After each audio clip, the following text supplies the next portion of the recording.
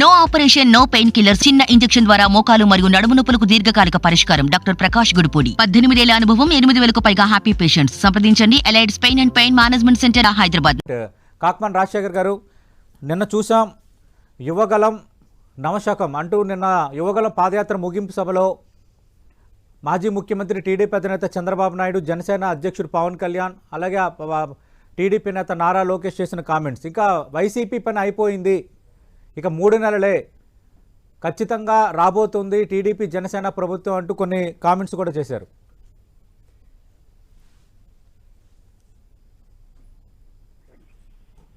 రాజశేఖర్ గారు, good morning sir. Good morning sir. మిత్రుడు విజయ్ కుమార్ గారు కూడా ముందుగా నమస్కారాలు.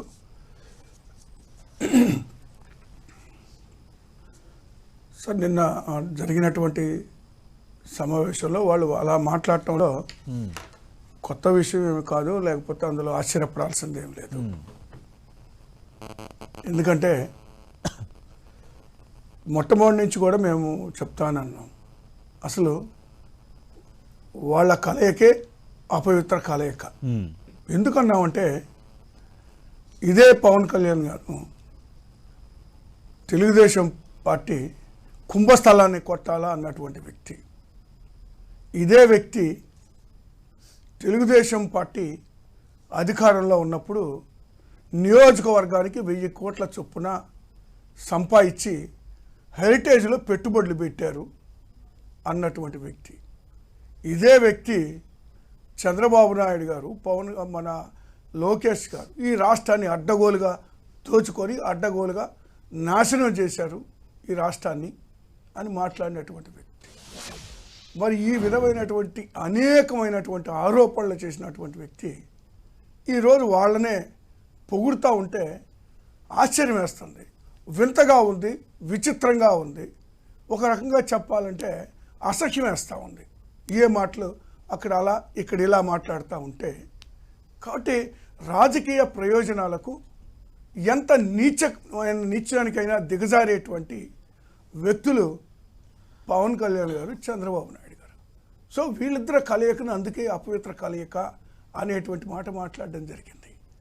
ఏది ఏమన్నా అంటే వీళ్ళ కోరుకుంటుంది ఏంటి, 3 నెలల్లో పని అయిపోతుంది.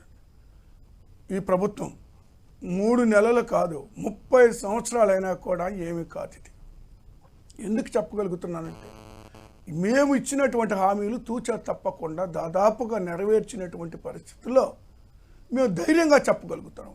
అయితే వాళ్ళ అధికారంలో ఉన్నప్పుడు ఆ రోజు 4 సంవత్సరాలు పవన్ కళ్యాణ్ గారు కూడా వాళ్ళు కలిసే ఉన్నారు వాళ్ళతో.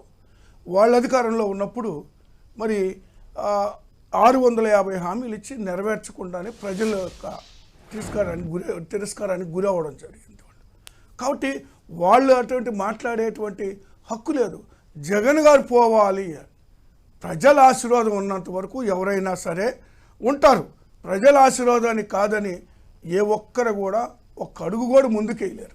జగన్మోహన్ రెడ్డి గారికి చాలా స్పష్టంగా ఆంధ్రప్రదేశ్ ప్రజలు ఆశీర్వదిస్తూ ఉన్నారు. రేపు 24 ఎన్నికల్లో కూడా ఆశీర్వదిస్తారు. ఎందుకంటే ప్రజా సంక్షేమ కార్యక్రమాలు అనేటువంటిది నిర్విఘ్నంగా రాబోయే ఎన్నికలు జగన్ అహంకారం, ప్రజల ఆత్మ గౌరవానికి మధ్య యుద్ధం. అంటే మార్చాల్సింది ఎమ్మెల్యేలను కాదు, ఇప్పుడు వీళ్ళ మేనిఫెస్టో ఎలా ముఖ్యమంత్రినే మార్చాలి. ఒక రకంగా చెప్పాలంటే కొత్త సీసాలో పాత సారాలాగా ఉంది. వీళ్ళకి అందులో ఏమీ మార్పు లేదు. గతంలో ఏదైతే ఇచ్చారో ఇప్పుడు అదే ఇస్తున్నారు. వాళ్ళు గతంలో ఇచ్చింది నెరవేర్చలేదు కాబట్టి ఇప్పుడు మరి మేము నెరవేర్చాం కాబట్టి ప్రజలు మమ్మల్ని ఆదరిస్తారనేటువంటి విశ్వాసం మాకుంది. వీళ్ళు ఏ విధంగా చూసుకున్నా కూడా వీళ్ళు ఇచ్చిన హామీలను ప్రజలు నమ్మే పరిస్థితులు లేరు. ఎందుకంటే గతంలో ఇచ్చి మరి ఫెయిల్ అయిన సందర్భంలో మళ్ళీ అదే హామీలతో వస్తున్నారు. ఒక మాట చెప్పమనండి, ఈ రోజు ఈ రాష్ట్రంలో వైసీపీ చేపడుతున్నటువంటి సంక్షేమ కార్యక్రమాలని మేము ఆపుతామని చెప్పమనండి. మేము ఒకవేళ పొరపాటు చేస్తే, లేదా వాలంటీర్ వ్యవస్థ మీద కూడా మాట్లాడారు. వాలంటీర్ వ్యవస్థ కూడా మాట్లాడారు కదా, వాలంటీర్ వ్యవస్థను కూడా తీసేస్తామని చెప్పండి. ఎందుకు అంటున్నానంటే నేను వాలంటీర్ వ్యవస్థ ఈ రోజు ప్రజలకు చేరువుగా పొత్తులు పెట్టుకుంటే ఏదో పెద్ద తప్పులా చూస్తున్నారు. అసలు వైసీపీతో కలవడానికి ఎవరు ముందుకు రాని పరిస్థితుల్లోనే వాళ్ళు ఒంటరి అయిపోతున్నారు. అలాగే సంక్షేమం చేసామంటున్నారు. ఎక్కడ సంక్షేమం చేశారు? రాష్ట్రానికి రాజధాని ఏంటో చెప్పుకోలేని పరిస్థితి ఉంది. అలాగే సరైన రీతిలో జీతాలు ఇవ్వలేని పరిస్థితి ఉంది. ఇసుక, అడ్మినిస్ట్రేషను, రోడ్లు ఎక్కడ చూసినా పరిస్థితి అగమ్య గోచరంగానే ఉంది. దానికి వైసీపీ ఏం సమాధానం చెప్తుందని రామకృష్ణ ప్రసాద్ గారు, విజయ్ కుమార్ గారు ఇద్దరు అడుగుతున్నారు.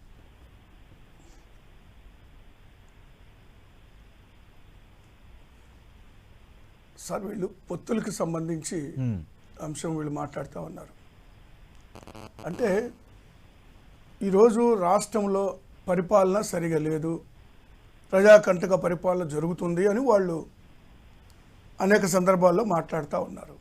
ఓకే, ఒకవేళ అలాంటి పరిపాలన కానీ ఉంటే ప్రజలు ఖచ్చితంగా తిరస్కరిస్తారు. ఎవరినైనా సరే, వాళ్ళనైనా మమ్మల్ని వాళ్ళు అడ్డగోలు పరిపాలన, అడ్డగోలు దోపిడీ చేశారు కాబట్టి జనసేన పార్టీ, తెలుగుదేశం పార్టీ గత 5 సంవత్సరాల్లో వాళ్ళని తిరస్కరించారు. ఆఖరికి వాళ్ళు జనసేన పార్టీ నాయకుడినే మరి 2 చోట్ల ఓడగొట్టారు. ఇవన్నీ ఉంటాయి, సహజంగా జరిగేటువంటిది. ఇవన్నీ ప్రజలు తిరస్కరిస్తాయి. కానీ ఇక్కడ ఒక్క విషయాన్ని గమనించాలని నేను కోరుతున్నాను.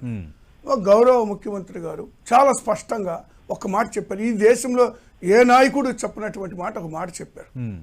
మేము మంచి పరిపాలన అందిస్తేనే ప్రజలు మీరు మమ్మల్ని ఆశీర్వదించండి, లేకపోతే లేదు అని స్పష్టంగా చెప్పింది. అదే మాట ఈ జనసేన కానీ తెలుగుదేశం పార్టీ కానీ మేము గత 5 సంవత్సరాల్లో మా పరిపాలనలో మీకు మేలు చేసి ఉంటేనే ఇప్పుడు మమ్మల్ని ఆశీర్వదించండి అని చెప్పేటువంటి ధైర్యం, దమ్ము వాళ్ళకు ఉందా అండి? వాళ్ళు చెప్పలేరు. వాళ్ళు కేవలం ఏంటంటే పొత్తులతోనూ, యుక్తులతోనూ, కుయుక్తులతోనూ, దొంగ ఓట్లతోనూ, తెలంగాణలోనూ ఇక్కడ 2 చోట్ల ఓట్లు పుట్టించుకోను ఏదో ఒక విధంగా విజయం సాధించాలనేటువంటి ఆలోచన చేస్తున్నారు. కానీ ఇప్పుడు పొత్తులో బీజేపీ కూడా చేరే అవకాశం ఉంది. పొత్తుకు అమిత్ షా ఆశీస్సులు కోరానని పవన్ కళ్యాణ్ అన్నారు. అలాగే నిన్న కాక మొన్న టీడీపీ జాతీయ ప్రధాన కార్యదర్శిగా ఉన్న నారా లోకేష్ కూడా ఒక కామెంట్ చేశారు, మేము వెయిట్ చేస్తున్నాము, వాళ్ళు వస్తే ఆహ్వానిస్తామని.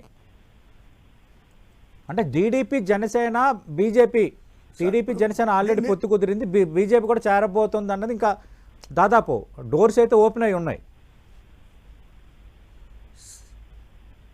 సార్ ఇప్పుడు దానికి మధ్యవర్తిత్వం వహిస్తుంది పవన్ కళ్యాణ్ గారు.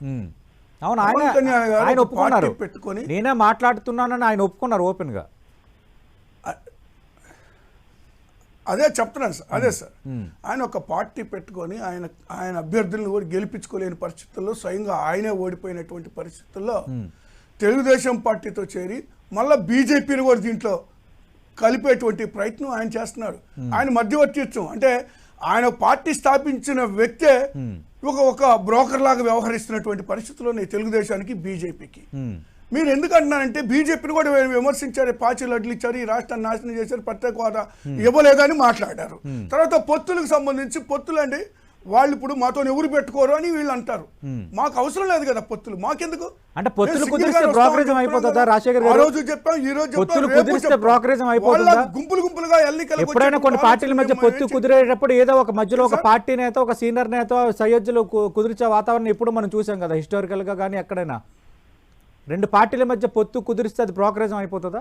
సార్ పెట్టుకోమనండి సార్, పెట్టుకోమనండి సార్. ఎందుకంటే ఇప్పుడు కనీసం అలా పెట్టుకుంటే జనసేన అధ్యక్షుడైనా గెలుస్తాడనేటువంటి ఆలోచన వాళ్ళకు ఉంది. కనీసం ఒక అసెంబ్లీకైనా ఓకే పెట్టుకోమనండి, మాకేం అభ్యంతరం లేదు. రైట్, రామకృష్ణ ప్రసాద్ గారు అంటే ఇప్పుడు ఎమ్మెల్యేలను కాదు జగన్ మార్చాలా అని, ఒక్క నిమిషం సార్, జగన్ మార్చాలా అని మాట్లాడుతా ఉన్నా. అవునవును, ప్రజలు ఆల్రెడీ వాళ్ళని మార్చేశారు, ప్రజలు తీర్పు ఇచ్చారు.